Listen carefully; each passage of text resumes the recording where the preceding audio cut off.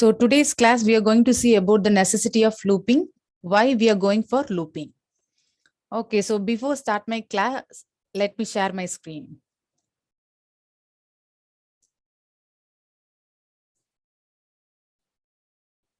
Okay, hope my screen is visible to all.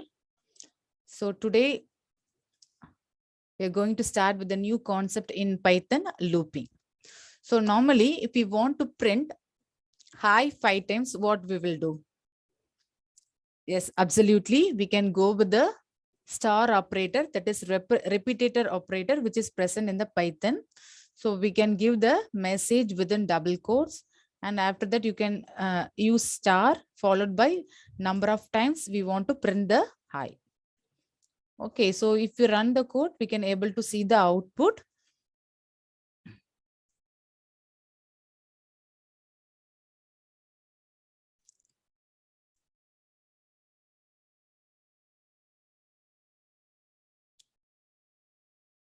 Okay, hi 5 times.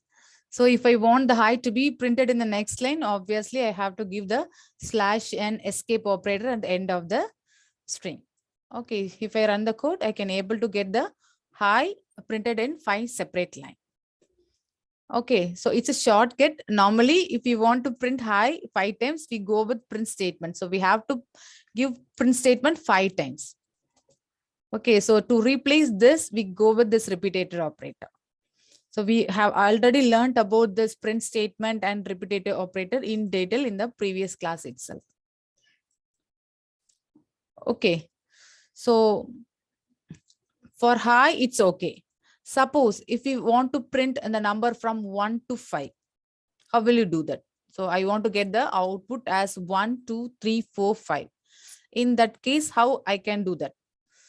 So for that, again, we have to use separate print 1, 2, 3, isn't it?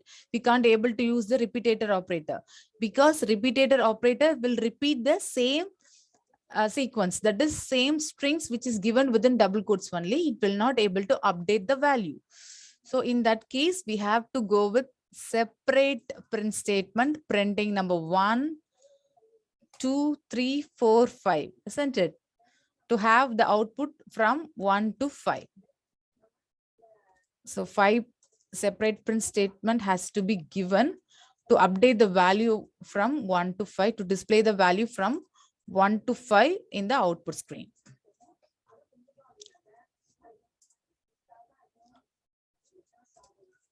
Okay, so if we try to run the code now, we can able to get the value 1, 2, 3, 4 in our output console. Okay, good.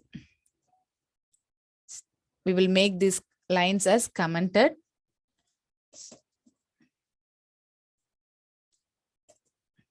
Okay, fine. Multi-line comment. Okay, suppose if I want to print the number from 1 to 100, say for example 1 to 100, in that case, what I have to do? So we have to give 100 print statement. Is it feasible? So for in that case, we go with looping concept, which is present in Python. So in Python, we are having two kind of loop. One is for loop and another one is while loop. So first we will start with while loop. Okay. So what is the syntax of writing the while loop in Python? So for printing from number 1, say for example, from the number 1 to 5, what we have to do? First, you have to initialize one counter value as 1. Since then, what? So see here is what is the starting number? The starting number is 1. And what is the end value?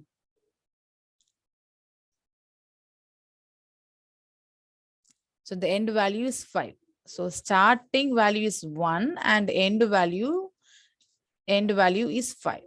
Okay, so based on that only we have to set the condition. Okay, so what you have to give? So starting value, so let it be yes. So yes equal to 1. So we have to type the keyword while s is less than equal to, until what we have to continue the loop. So until number 5, we have to increment the value, isn't it? So in that case, we have to give the end value as 5. So at the end, you have to give colon. Okay. So once you give the colon and give enter button, click enter button, obviously it will give some indentation. Okay, so within the indentation only, you have to write the set of statements. So here what we have to write, we have to print the yes value to the output screen. So that in the next line, we have to update, we have to increment. Then only we will be able to get the next number. So for that, what you have to do, we have to update the yes value by stating as yes equal to yes plus 1. Okay, done. Shall we run the code and see the output? So if you try to run the code, we can able to see the output from 1 to 5. Okay, again, I will make these lines as comment.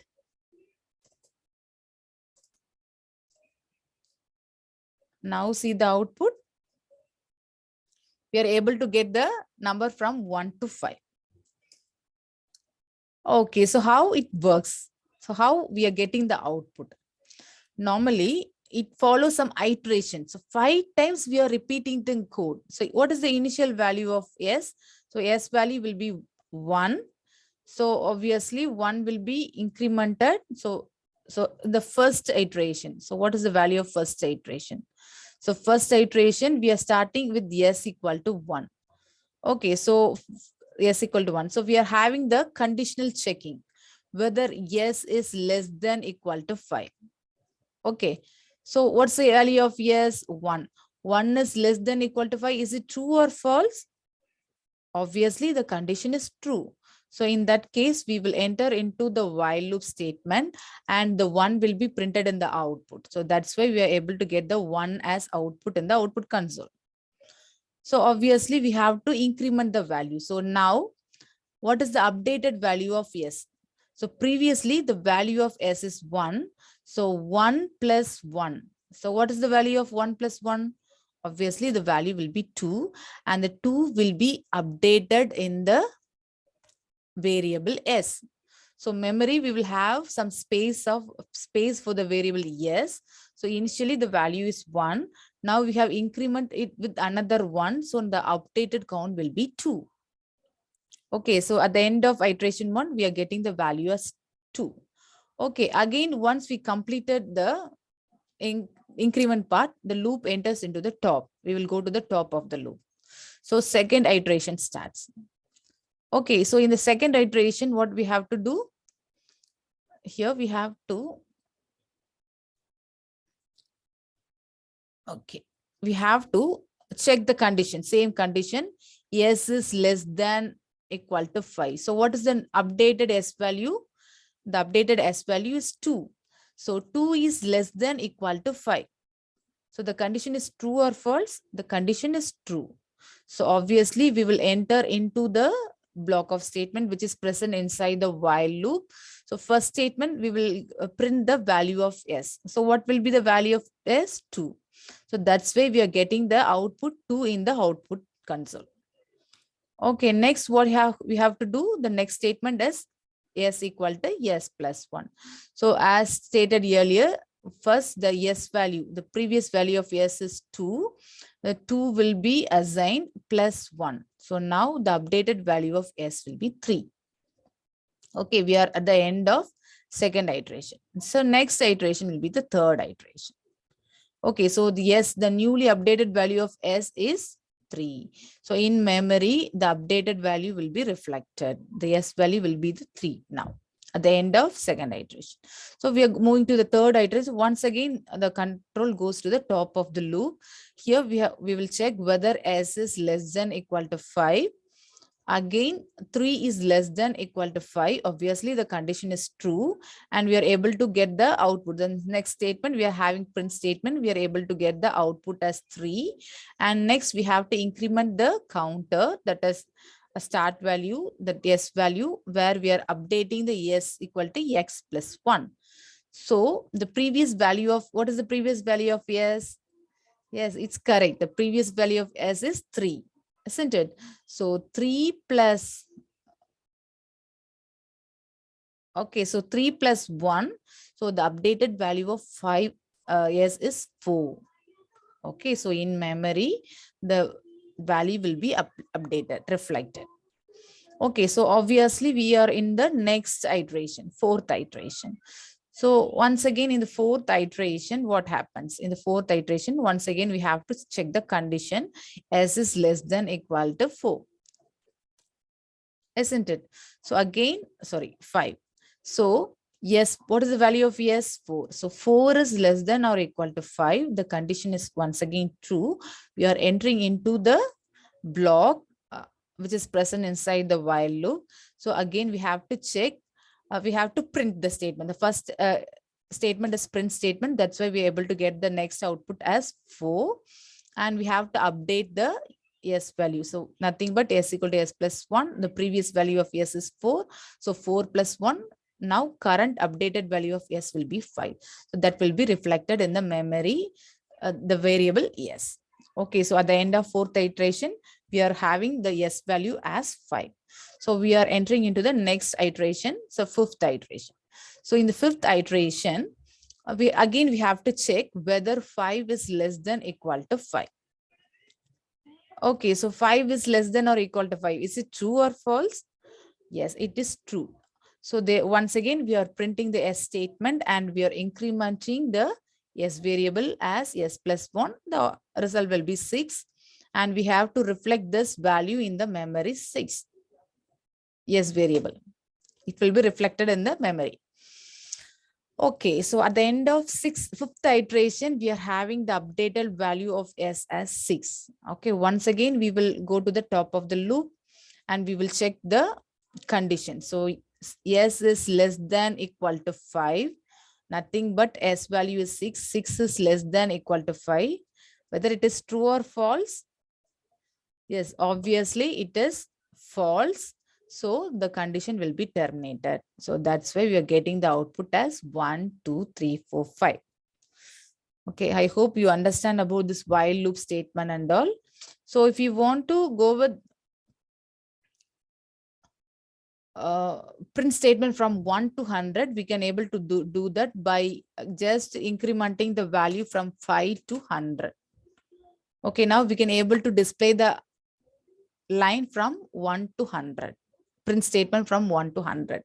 It is not necessary for us to give the print statement 100 times. In short, we can able to attain the output within 4 line of code. Okay, so suppose if we want to get the input from the user to determine the start value and end value, what we have to do? In that case, we have to get the input from the user. Okay, just in previous classes, we might have studied how to get the input from the user. You have to assign get the input value using the print statement, using the input statement. So input is a function which is available in Python to get the input from the user. So you have to use the round bracket for opening, and within double quotes, you can give the prompt message. So enter the lower limit.